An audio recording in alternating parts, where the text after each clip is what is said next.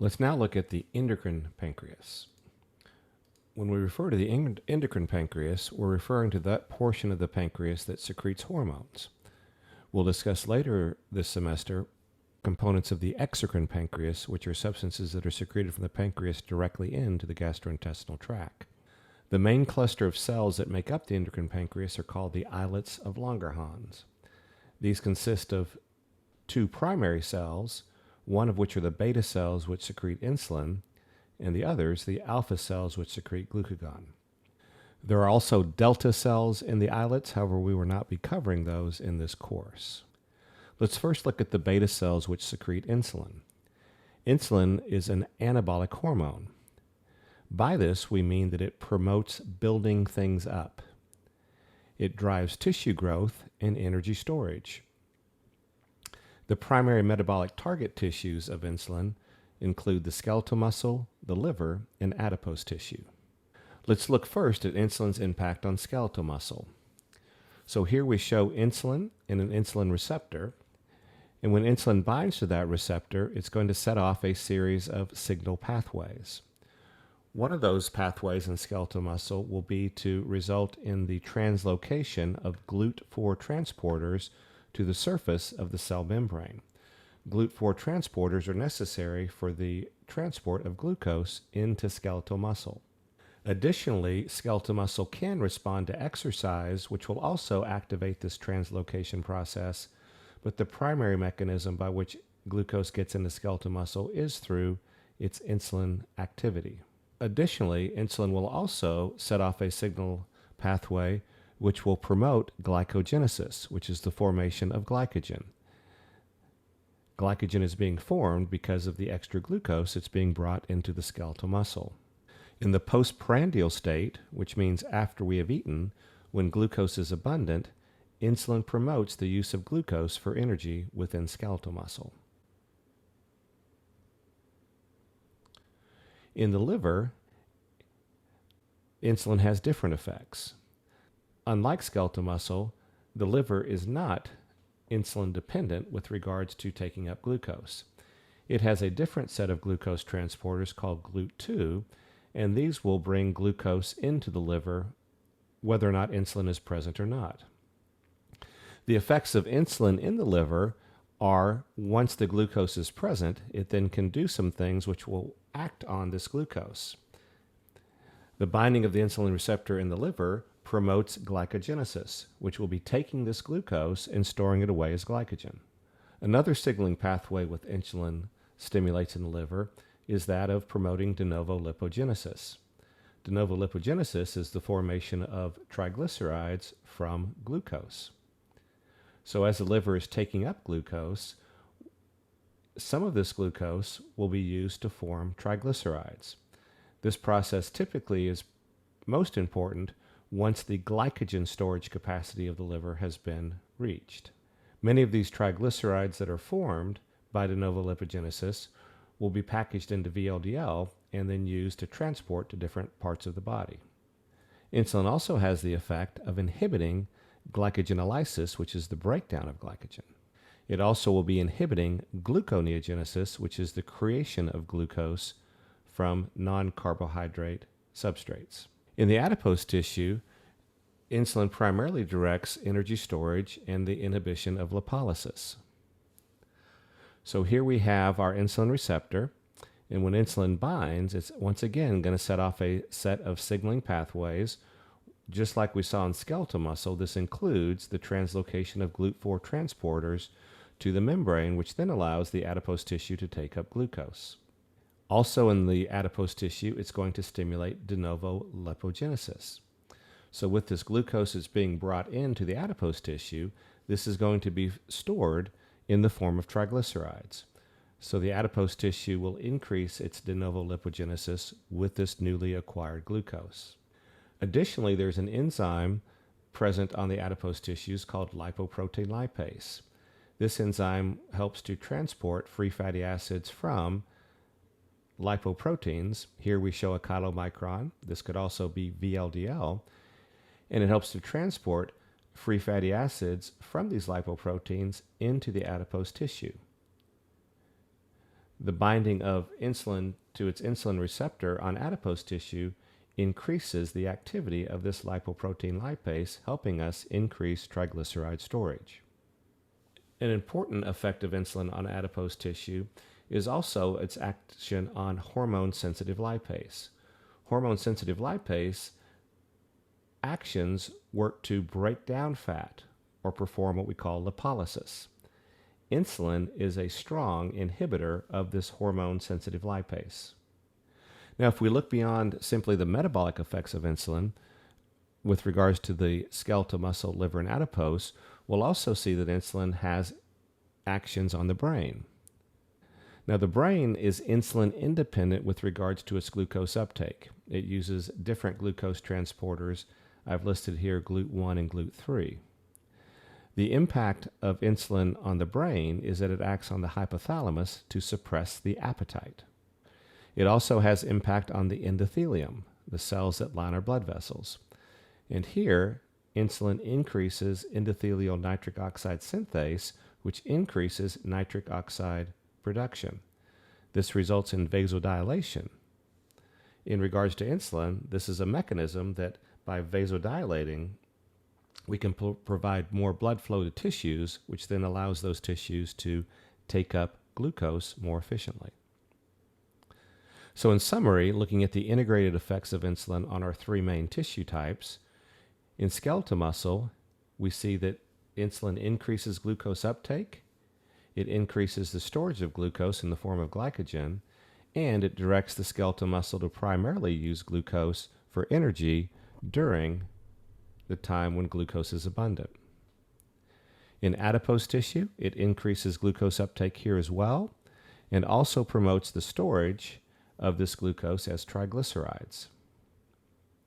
And then finally in the liver, it decreases glucose production, so it decreases gluconeogenesis, it increases the storage of glucose in the form of glycogen, and it also will promote de novo lipogenesis, such that once our glycogen stores are filled within the liver, the de novo lipogenesis is a way to package this extra glucose and then send it out to various tissues in the form of VLDL. Let's next look at the alpha cells. The alpha cells produce the hormone glucagon. Unlike insulin, glucagon is a catabolic hormone. This means that its actions generally promote the breaking down of stored energy. The primary metabolic target of glucagon is the liver. So unlike insulin, glucagon does not have any primary metabolic effects on skeletal muscle or adipose tissue. So here, let's see what happens in the liver. When glucagon binds to its glucagon receptor on the liver, it's going to inhibit glycogenesis. Glycogenesis is the formation of glycogen, and in this case, because glucagon is a catabolic hormone, it's going to inhibit the storage of glucose in this form. Glucagon is going to promote the breakdown of glycogen, and this is glycogenolysis. So this is now freeing up glucose. It also is going to promote gluconeogenesis, which is the creation of glucose from non-carbohydrate substrates.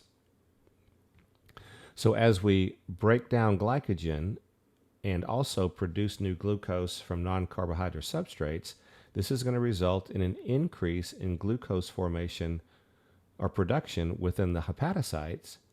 This will then be transported out of the hepatocytes, out of the liver, and put back into the blood.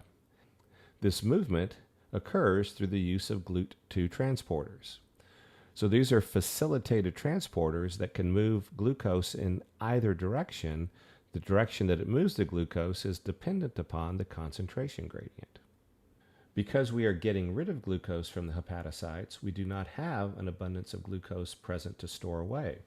So glucagon will inhibit de novo lipogenesis. The final action that glucagon will perform in the liver is it will increase the formation of ketone bodies from free fatty acids. We'll talk about the significance of ketone bodies shortly. So let's look at the integrated effects of glucagon. With regards to skeletal muscle, there's no significant direct metabolic effects. There's also no significant metabolic effects on adipose tissue. The liver is where glucagon primarily has its actions. And here it will promote glycogenolysis, which is the breaking down of glycogen to free up glucose, the formation of new glucose, gluconeogenesis, and it will also promote ketone body formation. So now that we understand the basic actions of insulin and glucagon, let's see how these come into play with regards to their usefulness day to day. And this topic is referred to as the regulation of metabolism. And this is important because we need to regulate our metabolic pathways because we need to maintain plasma glucose levels within an acceptable range. The reason this is so important is because under normal conditions, the brain is an obligate glucose consumer, meaning that it relies upon glucose as its primary energy source to function properly. Although the brain only makes up about 2% of our body weight, at rest it uses about 20% of the plasma glucose. As we talk about regulation of metabolism, there are two states that we need to define: the absorptive state, or fed state, and the post-absorptive state, or fasting state. The absorptive state begins with eating, and it lasts for about 3 to 4 hours while nutrients are being absorbed from the GI tract. The post-absorptive state begins when nutrient absorption is complete, and it will extend until the next meal. The absorptive state is going to be a time when the effects of insulin are going to predominate. So in this case, our insulin levels will be high and our glucagon levels will be low. Recall that this is a time where we are absorbing nutrients from the GI tract. So let's remember the major effects that insulin causes in each of these tissues. In the liver, during this time, during this fed state, insulin is going to promote the formation of glycogen, the storage of glucose. Once the glycogen stores are full, it's also going to promote de novo lipogenesis. So this will be taking that extra glucose and forming it into triglycerides. Insulin is also going to inhibit gluconeogenesis. In the skeletal muscle, insulin will cause an increase in glucose uptake. In fact, about 80% of the glucose that we take in during a meal will be taken up by skeletal muscle. It will increase glycogenesis, which is the formation of glycogen from this glucose. In the adipose tissue, we'll also have an increase in glucose uptake. With this increased glucose uptake, this glucose is used to form triglycerides, so we'll see an increase in de novo lipogenesis. We also are seeing that insulin is increasing the activity of lipoprotein lipase, bringing in free fatty acids to the adipose tissue. And so insulin is going to increase this reesterification of the free fatty acids into triglycerides. And finally, insulin inhibits lipolysis. As we entered into the post-absorptive state, this is a time where our nutrient absorption is complete and our glucose levels begin to fall. During this time, insulin secretion also falls and glucagon increases. The priority during this post-absorptive or fasting state is to maintain plasma glucose levels adequate for the brain, and it does so by mobilizing stored fuel. In the liver, we'll see the liver will be breaking down glycogen, so we'll see an increase in glycogenolysis. We'll see an increase in the formation of glucose, gluconeogenesis. We'll also see an increase in ketone body formation. So these ketone bodies are substances that are derived from free fatty acids, and they are substances that if the brain is in dire circumstances or we are undergoing a prolonged fast, the brain can begin to use ketone bodies in addition to glucose. In skeletal muscle, although glucagon doesn't have any direct effect on skeletal muscle, we do see, because our insulin levels are lower during this time, that skeletal muscle has decreased glucose uptake. The glycogen that's stored in skeletal muscle, unfortunately, cannot be freed up directly to glucose to be used by other tissues because the skeletal muscle does not have the necessary enzymes to allow that glucose to be released into the plasma. It can, however, be metabolized into pyruvate and lactate, and that can be transported to the liver, and that can be used for gluconeogenesis. In the adipose tissue, we see an increase in lipolysis. This is going to release free fatty acids, and these then can be transported to the liver, and they can be used for ketone body formation. Glycerol, also part of the breakdown of triglycerides, can also be sent to the liver, and it will be used as a substrate for gluconeogenesis. So all of these processes that are going on during this post-absorptive state are referred to as promoting glucose sparing. And that term glucose sparing refers to the fact that we are trying to spare glucose so that the brain can use it, and we're directing other tissues to use non-glucose energy sources to provide their primary energy.